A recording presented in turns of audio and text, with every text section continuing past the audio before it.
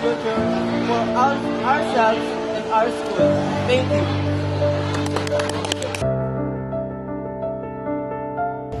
Excuse me, I have to take this.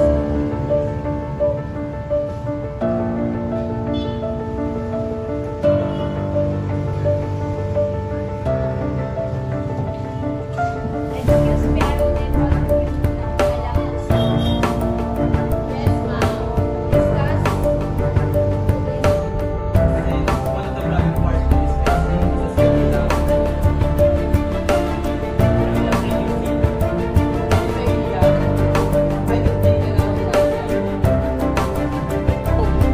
Actually, maganda yung idea niya. Bakit hindi mo na yan natin ngayon siguro? Well, okay bang lahat? Yes, po. Thank you so much for the idea, everyone. Well, already reached our limit this and our discussion. Now, have a great day, everyone. Thank you, friends. Have a great day.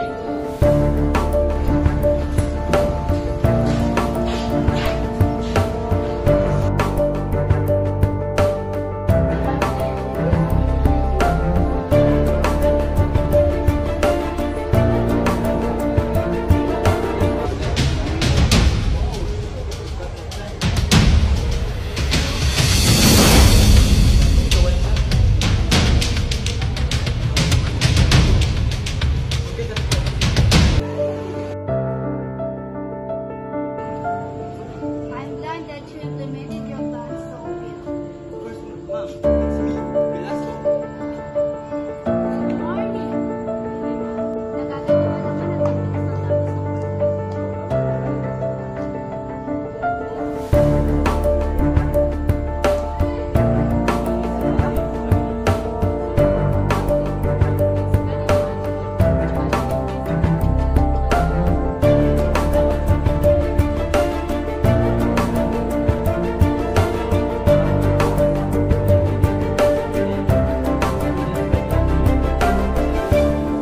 Kailangan niyo ng pera.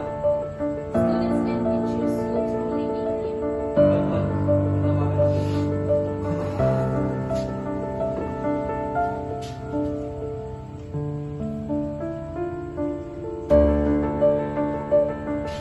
About saan? And then we'll take you.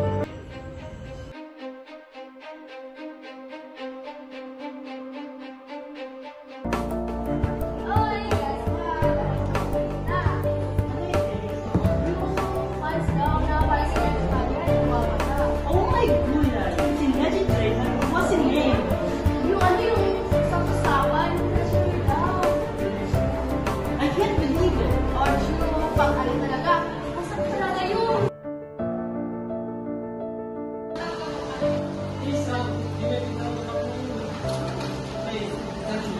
Well, it's all about Patrick. I know he's a good man. They had to leave him alone. And also, hindi ko alam kung sino ang pangalan ng gusto niya. Tama ba nga? There's a possibility na Time to go to make a hotel.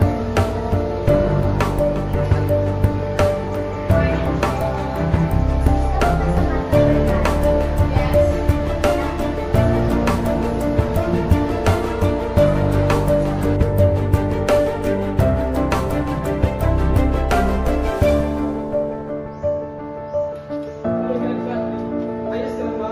Halika mo.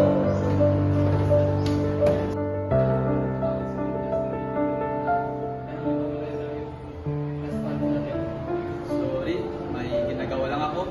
Pero bakit? Ba't nawala? Yun nga, kaya siya ikaw yung treasure. Baka lang ginawa mo. Pero di ba naman confirm kung ikaw talaga yun? At alam ko sa sarili at sa iyo na hindi mo gagawin yung tayo.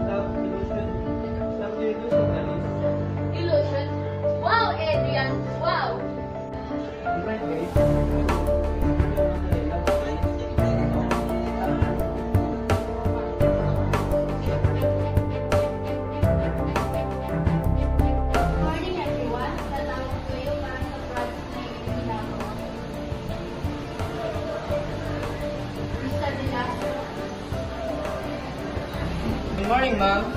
So, my fellow members sa project natin ay ongoing pa rin.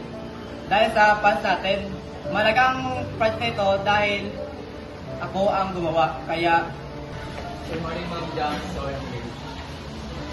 so gaya ng sinabi ko, malagang project na ito. Dahil sa mga fellow student din natin, kaya napag-isipan namin na mag-kolekta ulit. So, agree bang lahat? What are you doing, Clarice? Do you mean, Dylan? Si Patrick ang kuha nun. Sorry, pero hindi na kaya sila magawa. Ma'am, sa hindi ko talaga si Patrick yung magawa. What do you mean, Miss Clarice, na dinawala ang funds? Ma'am, di nawala o ninakaw ni Patrick ang funds. The man that only is no other than our president. What is really true, Mr. Elias? Of course not, ma'am. Why would I do that? Wala kang ebidensya, Miss Clarice. Tama na ang pagpapanggap. Tigilan na ang pagpintang sa tao wala naman kasalanan. Ikaw ang nagpakasarap at ibang tao ang naghihirap. Ito ang ebidensya. Clarice, stop that now. Natatakot ka ngayon, Mr. President? I said stop. Oh, ba't namumutla ka at parang galit? Natatakot ka na malaman ng lahat na si Adrian Velasco, a.k.a. Mr. President, ay nagnakaw ng funds. Tumigil ka na!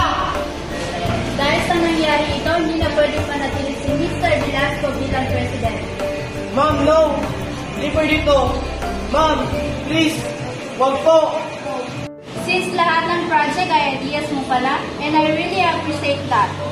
Kaya mo kita maging bagong president ng ating eskwelahan. Sangayon ba ang lahat? Ikaw, Mr. Dominguez, sangayon ka ba?